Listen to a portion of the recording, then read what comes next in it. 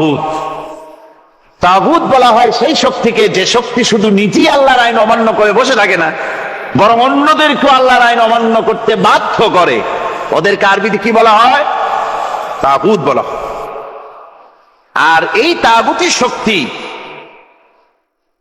এই তাগুত হয় তার সাহায্যকারী, যা তাকে আলো থেকে টেনে অন্ধকারের ভেতরে নিয়ে যায়। আর কাফের হচ্ছে আল্লাহ পাকের ভাষায় অর্থাৎ কোরআনের ভাষায় কাফের হচ্ছে সবচাইতে নিকৃষ্ট প্রাণী, সবচাইতে নিকৃষ্ট জীব। মহাসত্যকে যারা অস্বীকার করেছে, যারা আল্লাহকে মানে না, যারা আল্লাহর কোরআনকে মানে না, যারা ইসলামকে স্বীকার করে না, তারা সবচাইতে নিকৃষ্ট প্রাণী। আল্লাহ রাব্বুল আলামিন বলেন, ইন্না শাররাদ দাওয়াবি ইনদাল্লাহিল্লাযীনা কাফারু ফাহুম লা ইউমিনুন।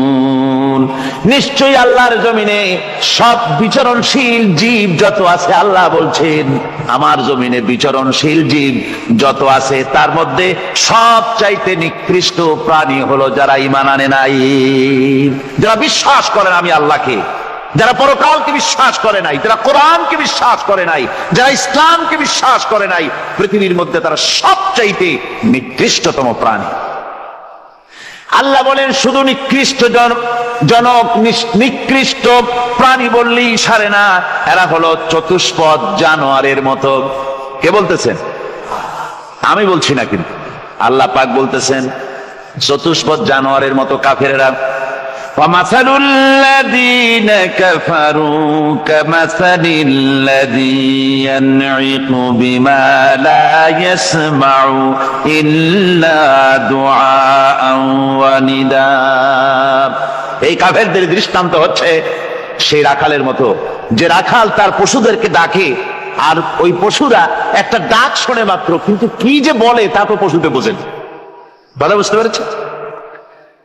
সুম্মুন বুকুমুন উমিয়ুন ফাহুম লা ইয়াকিলুন। এরা বোবা, এরা বধির, এরা অন্ধ, এ কারণেই কোনো কথা বোঝে না। এরা চতুষ্পদ জানোয়ারের চাইতেও নিকৃষ্ট।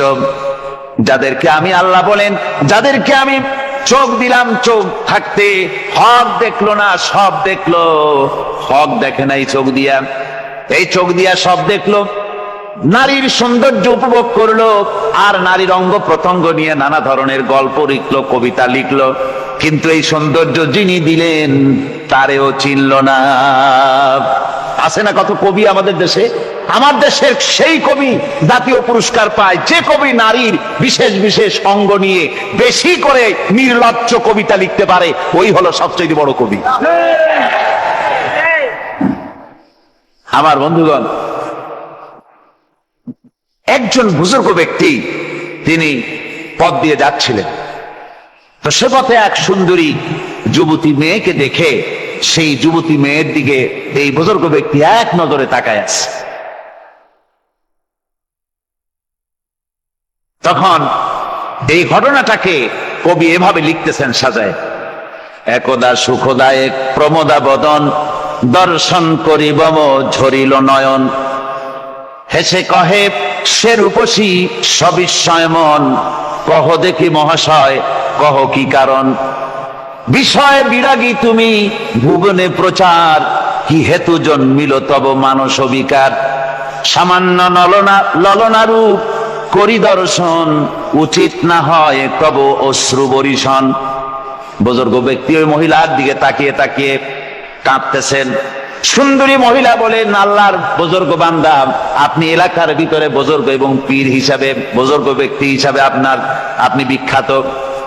আজকে আমাকে এখানে দেখে আপনি আমার দিকে তাকায় আমার রূপ উপভোগ করতেছেন আর কাঁদতেছেন। আপনার মতো সংসার বিরাগী মানুষ আমার মতো একটা সুন্দরী মেয়েকে দেখে ভাবে কাঁদা ঠিক না। বুজুর্গ ব্যক্তি বলছেন, হেসে কহিলাম বালে করহ শ্রবণ, নেত্র ঝরে তবু হেতু ভেব না এমন, যে শিল্পী রচিল ওই সুধাংশু বদন, তাহার তরে ঝরে নেত্র নয়নে জীবন। আল্লাহর বান্দি, আমি তোমাকে দেখি কান্দি না, আমার চোখে পানি বেরিয়ে গেছে।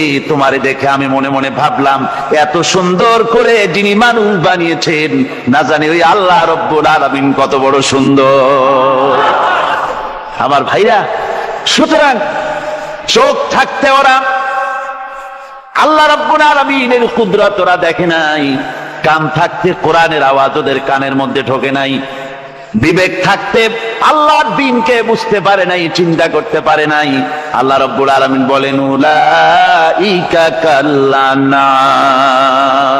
এরা হলো চতুষ্পদ জানোয়ার, বালহুম আদাল, শুধু জানোয়ার না, জানোয়ারের চাইতেও নিকৃষ্ট। এমনই জানোয়ার, আল্লাহ বলেন শুধু জানোয়ার না, জানোয়ারের মতো শুধু খায় জনমের মতো। ওয়াল্লাযীনা কাফারু ইয়াতামাত্তাউনা ওয়া ইয়াকুলুনা কামা তাকুলুল আনআম।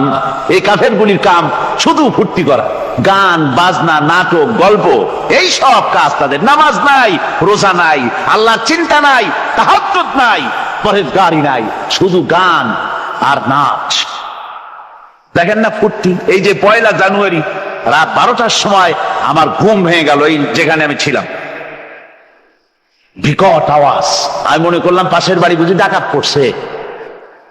পরে বাড়িওয়ালা আমাকে বললেন যে ডাকাত না, বোধহয় এই নিউ ইয়ার সেলিব্রেট হচ্ছে, নতুন বৎসর উদযাপন হচ্ছে বোমা দিয়ে, শহরবাসীর আরামের ঘুম হারাম করে এগুলি করা হচ্ছে। এ তো গেল 1 জানুয়ারি। আর যখন আমাদের নিজেরটা যখন আসে, অর্থাৎ 1 বৈশাখ, তখন দেখছেন অবস্থা 1 বৈশাখে। এবছর আমাদের দেশে 1 বৈশাখে ঢাকায় যে দৃশ্য আমি টিভির মধ্যে দেখলাম, তাতে আমার মনে হয়নি যে 12 কোটি মুসলমানের দেশে রাজধানীতে এই দৃশ্য হচ্ছে। আমার মনে হচ্ছিল এটা বুঝি কলকাতা অথবা অন্য কোনো শহর হবে। আমি দেখলাম সমস্ত যুবক যুবতী, নারী পুরুষ, বিভিন্ন বয়সের লোক সব একসঙ্গে রাস্তায় নেমেছে, নাচতেছে। তার মধ্যে বুদ্ধিজীবী আছে, শিক্ষিত লোক আছে, সমানে নাচতেছে।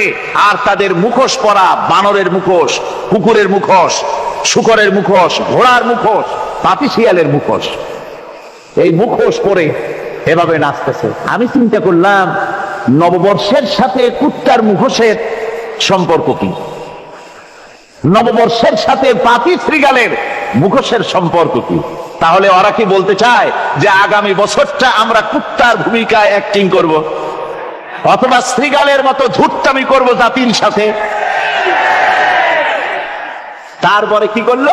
সকাল বেলায় যুবক যুবতী 1 বৈশাখ সূর্য উদয়ের আগে রমনা লেকের পাড়ি গিয়ে সব দাঁড়িয়েছে বাসন্তী রঙের শাড়ি পরে। তারপরে সেখানে দাঁড়িয়ে সূর্য উদয়ের পানে তাকিয়ে সকাল বেলায় ভাবে করজোর করে বলছে, এসো হে নববৈশাখ স্বাগতম হে। নববৈশাখ অলক্ষে বোধহয় এটা শুনে বলতেছে, বাবাজিরা আমারে ডাকতেছো, অপেক্ষা করো আমি আসতেছি। আমারে ডাকতেছো, আমি আসতেছি, কোমরে গামছা বেঁধে আসতেছি, 225 মাইল স্পিডে আসতেছি, 30 ফুট উঁচু জলোচ্ছ্বাস নিয়ে আসতেছি, নববৈশাখের মজা সাত চাকায়। আমার ভাইরা, মুসলমান নববর্ষ উদযাপনের সাথে মুসলমানের কিসের সম্পর্ক?